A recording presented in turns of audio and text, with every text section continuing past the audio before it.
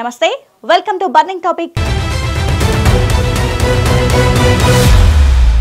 Jubilee hills ఉప ఎన్నికల్లో Telugu Desam party కూడా పోటీ చేసేలా కనిపిస్తోంది. నందమూరి కుటుంబానికి ఈ సీటు ఇవ్వాలని చంద్రబాబు భావిస్తున్నట్లు తెలుస్తోంది. మరి ఆ కుటుంబం నుండి ఎవరు బరిలోకి దిగుతున్నారో తెలుసుకోవాలంటే లెట్స్ వాచ్ దిస్ నౌ.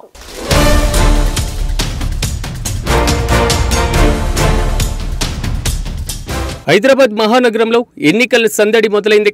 ప్రతిపక్ష బీఆర్ఎస్ ఎమ్మెల్యే మాగంటి గోపీనాథ్ అనారోగ్య సమస్యలతో ప్రాణాలు కోల్పోవడంతో జూబ్లీహిల్స్ అసెంబ్లీ సీటు ఖాళీ అయింది. దీంతో బీహార్ అసెంబ్లీ ఎన్నికలతో పాటే ఇక్కడ కూడా ఉప ఎన్నికలు నిర్వహించాలని భారత ఎన్నికల సంఘం నిర్ణయించింది. ఈ మేరకు ఇప్పటికే షెడ్యూల్ కూడా విడుదల చేసింది.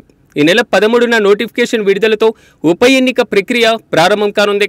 నవంబర్ 11న పోలింగ్, నవంబర్ 14న ఓట్ల లెక్కింపు చేపట్టి ఫలితాన్ని వెల్లడించనున్నారు.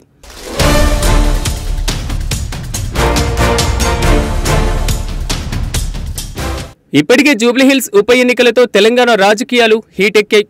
షెడ్యూల్ విడుదల తర్వాత ఈ హీట్ మరింత పెరిగింది. బీఆర్ఎస్ ఇప్పటికే మరణించిన ఎమ్మెల్యే మాగంటి గోపీనాథ్ భార్య మాగంటి సునీతను బరిలోకి దింపనున్నట్లుగా ప్రకటించింది. ఇక రాష్ట్రంలో అధికార పార్టీ కాంగ్రెస్ అభ్యర్థిగా నవీన్ యాదవ్ పేరు దాదాపు ఖరారైనట్లుగా తెలిసింది. ఈ నియోజకవర్గం నుంచి పోటీ చేసేందుకు చాలా మంది ఆశావాహులు పోటీ పడిన సంగతి తెలిసిందే. దీంతో పార్టీ రాష్ట్ర నాయకత్వం నియమించిన త్రిసభ్య కమిటీ ఆశావాహులను వడపోసి 4 పేర్లతో సిఫార్సు చేసింది. ఈ 4 పేర్లను పార్టీ అధిష్టానం దృష్టికి పార్టీ రాష్ట్ర వ్యవహారాల ఇన్ఛార్జ్ మీనాక్షి నటరాజన్ తీసుకువెళ్లారు. నవీన్ యాదవ్, సిఎన్ రెడ్డి, బొంతు రామ్మోహన్, అంజన్ కుమార్ యాదవ్ పేర్లను అధిష్టానం దృష్టికి తీసుకువెళ్లారు. కాగా బొంతు రామ్మోహన్ మంగళవారం అనూహ్యంగా పోటీ నుంచి తప్పుకున్నారు. తాను ఎవరికీ సీటు కావాలని అడగలేదని, తాను బరిలో లేనని చెప్పుకొచ్చారు. దేశంలో అధికార పార్టీ బీజేపీ అభ్యర్థుల వేటలో ఉంది. ఈ క్రమంలో అనూహ్యంగా తెలుగుదేశం పార్టీ పేరు జూబ్లీహిల్స్ ఎన్నికల్లో గట్టిగా వినిపిస్తుంది.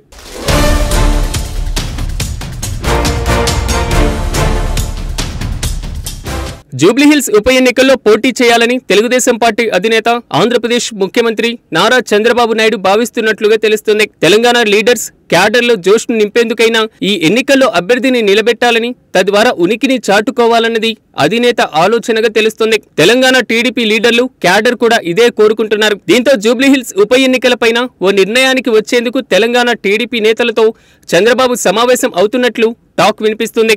తెలుగుదేశం పార్టీకి కేవలం ఆంధ్రప్రదేశ్లోనే కాదు, తెలంగాణలో కూడా మంచి బలం ఉంది. అందుకే ఏపీ రాజకీయాలపైన పూర్తి స్థాయిలో దృష్టి పెట్టిన సమయం సందర్భం వచ్చినప్పుడు తెలంగాణ రాజకీయాలపై ఓ కన్నేస్తున్నారు చంద్రబాబు. ఇప్పుడు జూబ్లీహిల్స్ ఉప ఎన్నికలతో అలాంటి సందర్భం వచ్చింది. అందుకే టీడీపీ లీడర్స్ క్యాడర్స్ లో నయా జోష్ నింపేందుకు ఈ ఎన్నికను ఉపయోగించుకోవాలని అధినేత భావిస్తున్నట్లుగా పొలిటికల్ టాక్ నడుస్తుంది.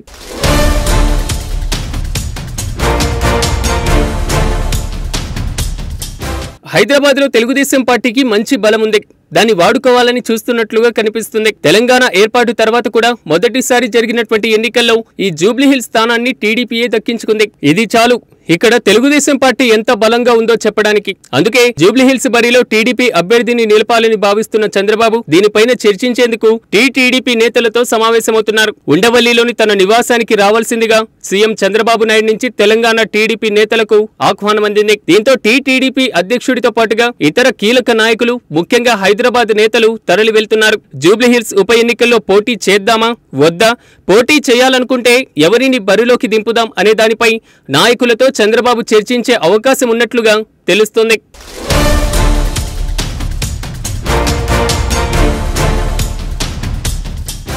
ఒకవేళ జూబ్లీహిల్స్ ఉప ఎన్నికల్లో పోటీ చేయాలని టీడీపీ నిర్ణయిస్తే అభ్యర్థి ఎవరు అనేది ఆసక్తికరంగా మారింది. అయితే గతంలో కుక్కట్పల్లి నుంచి పోటీ చేసిన నందమూరి సుహాసినికి అవకాశం ఇవ్వొచ్చనే ప్రచారము జరుగుతుంది. జూబ్లీహిల్స్ అసెంబ్లీలో గెలుపోటములు ప్రభావితం చేసేటువంటి స్థాయిలో ఆంధ్ర ప్రజలు ఉన్నారు. కాబట్టి నందమూరి కుటుంబానికి చెందిన ఆడబిడ్డను బరిలోకి దింపితే సెంటిమెంట్ వర్కౌట్ అవుతుందనేది టీడీపీ ఆలోచనగా ఉంది.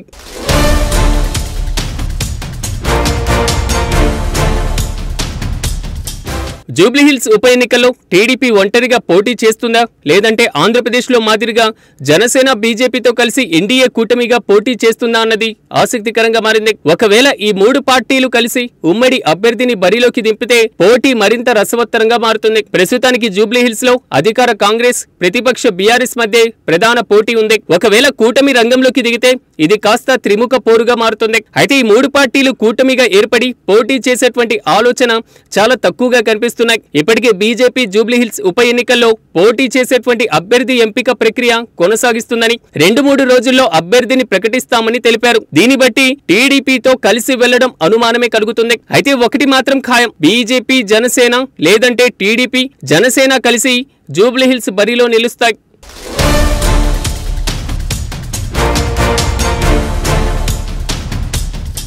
ఇక జూబ్లీహిల్స్ లో టీడీపీ గెలుపు అవకాశాలను కొట్టిపారేయలేం. బలమైన అభ్యర్థిని బరిలో దింపితే ఊహించని ఫలితం రావచ్చని భావిస్తున్నారు.